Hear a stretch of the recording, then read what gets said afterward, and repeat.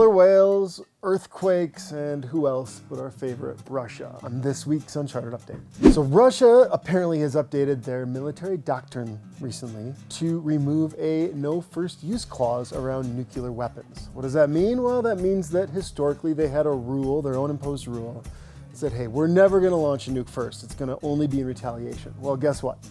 They threw it out the window. Nice. So on that note, let's talk about nuclear things. FEMA has released a document showing the most likely places for a nuclear attack in the United States. 2,000 locations, in fact. Now, the 6 most likely, you probably guessed them, right? We've got New York, Chicago, Houston, Los Angeles, San Francisco, and Washington, D.C. So now you probably expect places like New York and LA, right? But what about North Dakota and Montana?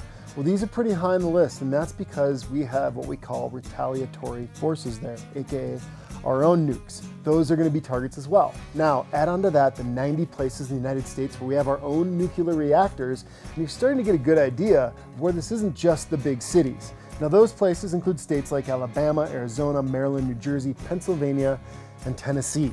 So hey guys, you may not be in LA, but you're not in the clear from one of those spaces. So where are the safe places? Well, Idaho, Maine, Northern California, Oregon, places where there's very low population, there's no nuclear reactors, and no big cities are really nice places to be when this stuff's gonna go off. But one of the cities I just listed may actually not be so bad, and that's New York City. In 1960, then Governor Nelson Rockefeller invested $1.5 billion, which is about $12 billion in today's money, in building tens of thousands of nuclear shelters around the city. Now, the funding has long since run out. People haven't been down there probably for years, but those things still exist. There's probably still a lot of good stuff down there. I don't know what kind of state they're in, but this sounds like a fun field trip. If you're in, let me know. I want to now turn our attention to Turkey and Syria. As of a recording, there's over 20,000 deaths. I mean, this has to be one of the biggest humanitarian crises of our generation. It's heartbreaking. We've seen pictures of people digging their kids out of the rubble. I've seen pictures of dogs digging their own puppies out of the rubble. I mean, every living thing down there is struggling to stay alive. And now that the earthquakes are over, you might think that the situation is better. It's not the case. Temperatures are freezing there. There's no water, there's no heat. Most people don't have a home. They're just living in rubble surrounding fires trying to stay warm. What I've read is a lot of people don't even want to go into the buildings that still exist for fear of another earthquake. So that led me down a path. Well, what do you do in a situation like this? You just want to stay where you are and stay protected. If you're in a building, get under a table, cover your head with a pillow. Try not to have anything big fall on you. If you're outside, stay away from buildings. Make sure there's nothing that's gonna fall on you out there. If you're in a car driving, pull over, put it in park, and stay in your car. Your car is a good shelter.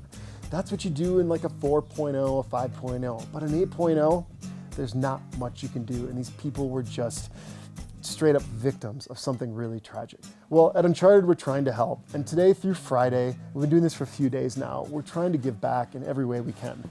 So for any purchase of a survival kit, of a battery jump starter, or a first aid kit, we're gonna donate one down to Turkey. We're talking to a few partners. We've got a really good path forward.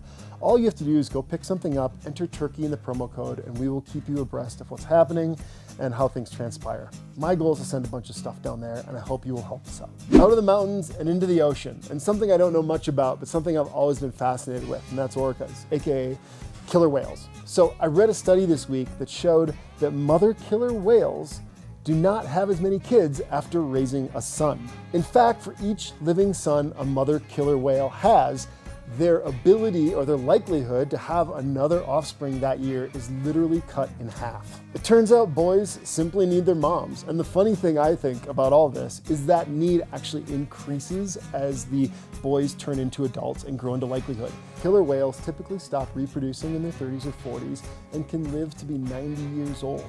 That's the longest menopause of any animal outside of humans. So these moms are actually not having more kids and able to dedicate more time to their adult sons. Shout out to the moms out there. Well, that's it for this week. If you can donate, if you can help us out with Turkey, please hop on our website, do what you can. Until then, I'll see you next week. Don't die.